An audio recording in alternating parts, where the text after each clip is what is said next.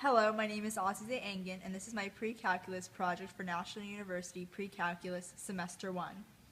This is the future value with exponential growth, and the problem states that a man wants to retire in 40 years with 100,000 US dollars. With the currency set at today's value, the US dollar has an inflation rate of 2% between now and when the man wants to retire. If he wants to retire with the same value of money, how much money will he want to have when he retires given the inflation rate of 2%? The second part of the problem says that based on your answer for part A, how much money will the man have to set aside per year if the bank provides a 5% interest rate in order to reach his goal retirement value? Do not round until the very end, and in that case, round to the nearest cent for your answer. The percent inflation rate for part A I got from the IRS website, which calculated that the regular inflation rate was around 1.3%, which I then used as 2 because I felt like that would give it would give a different answer and would somehow make the problem slightly more difficult. And for part B, I got the interest rate for 5% by looking at the average bank loan interest rates. First, use the formula of FV equals P times the quantity 1 plus R to the power of T. FV is equal to the future value, which is what he wants to retire with, given the inflation rate. The present value will equal $100,000. 1 plus R will equal 1 plus 0.02 because R is the percentage rate, and then T will be 40 since he wants to retire in 40 years, and T is equal to the time in years. So if we plug those numbers in, it will look like this.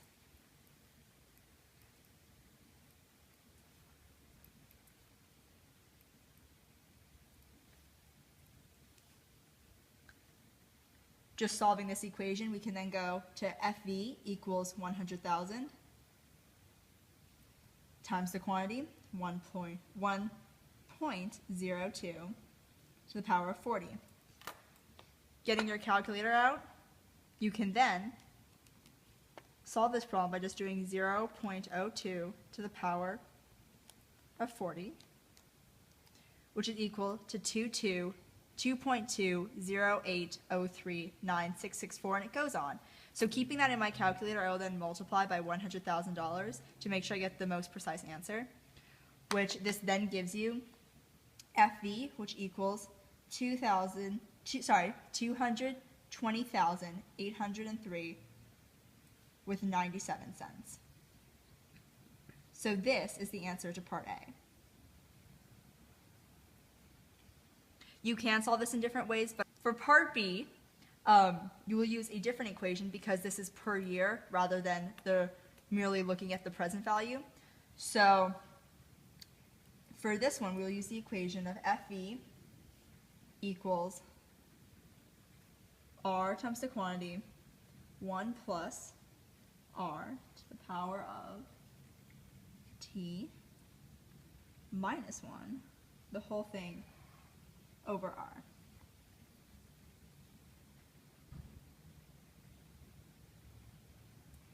So this is the equation we will be using. Then we merely have to plug in the values, with R being the amount per year that the man will have to invest. So we already know that FV, given that we solved it in the first part of the problem, is 220,803.97, which equals R, which we do not know yet, times the quantity 1 plus 0.05, which is the interest rate, to the power of T, which is 40, minus 1, the whole thing divided by 0.05. So if you solve this, and you can look at my calculator for the information that you plug in, it'll be 1 plus 0.05, which equals 1.05 to the power of 40, which then equals around 7.0399887 ... I'm leaving this in my calculator so I can then just add on to that and have a precise answer. I'm just rewriting this so you can see the exact work that's done.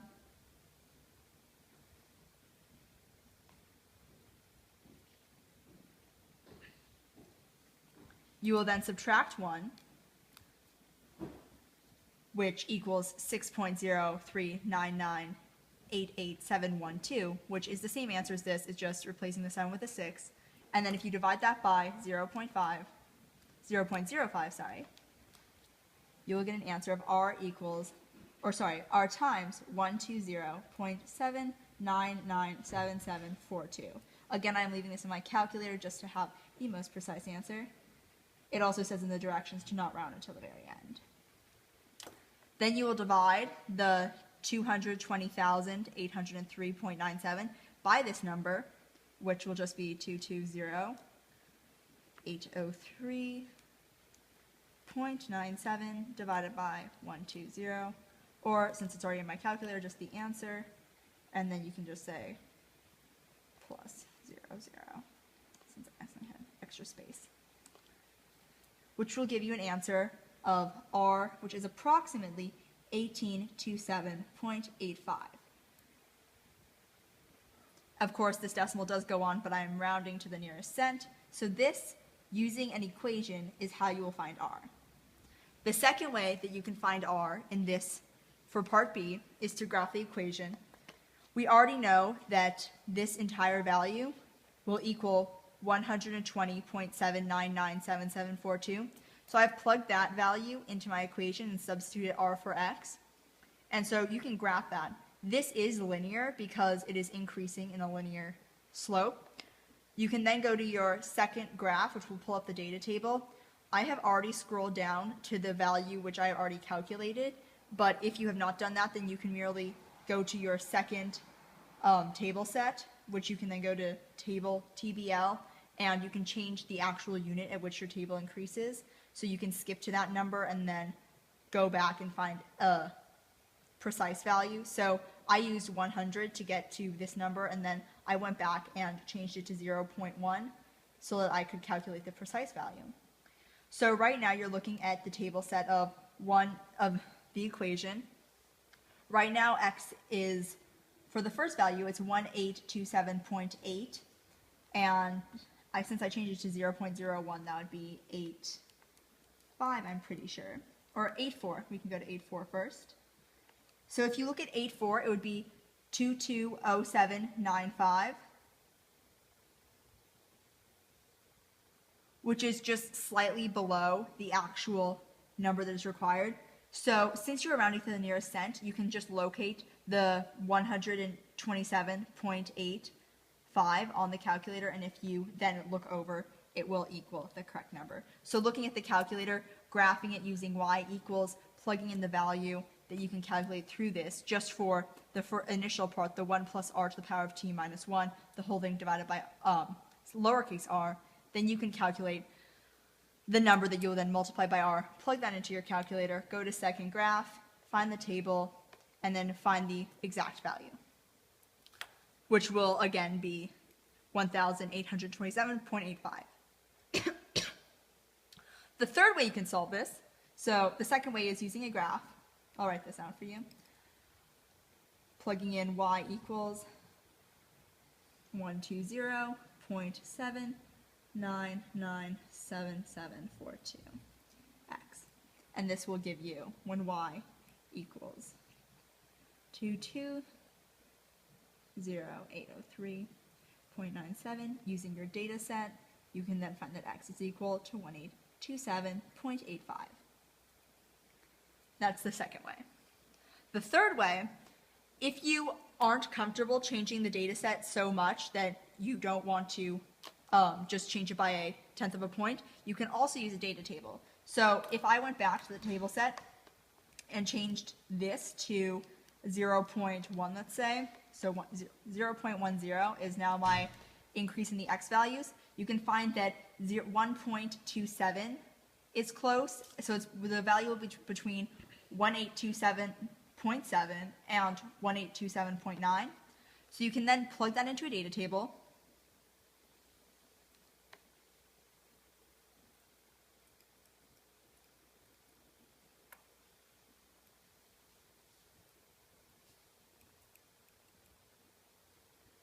This is how your data table can be set up, with R equaling the amount per year that the man will have to invest, and FV equaling the future value, which we've already calculated in the first part. So we know that it's between 1827.7, and 1827.9. So I'm going to go up in increments of 5 first and then narrow it down.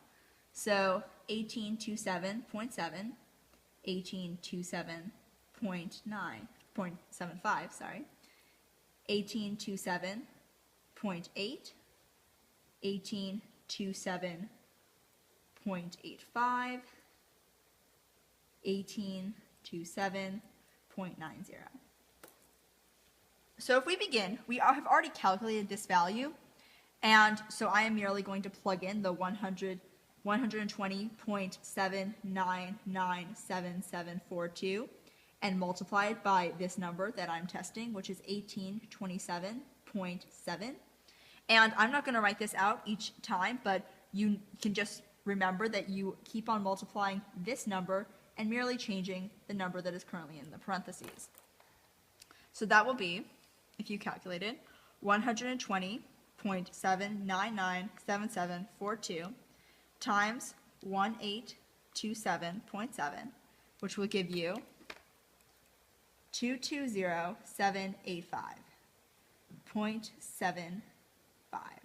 So this is not the closest answer. So I'm going to then plug in the next value, which will have the same 120.7997742 times 1827.75, which will give you 220,791.79.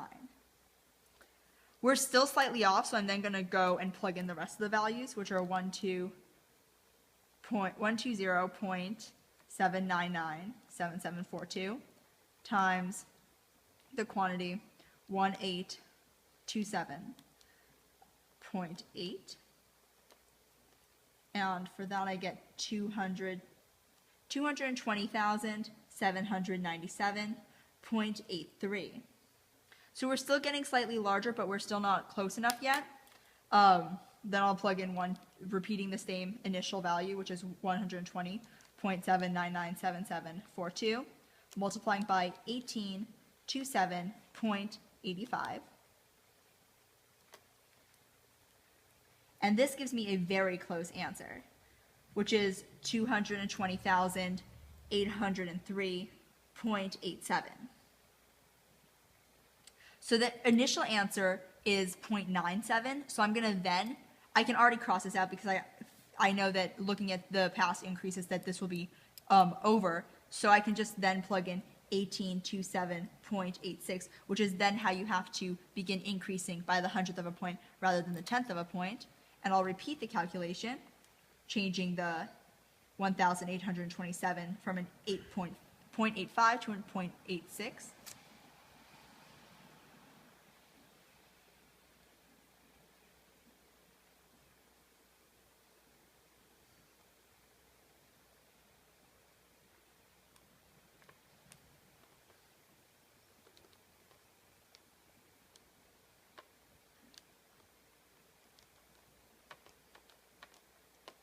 Okay, and that will give me a 220,805.08, which is much farther off than this answer. And since you only have to round to the nearest cent of a point, which will be the nearest hundredth, this answer would be the correct answer.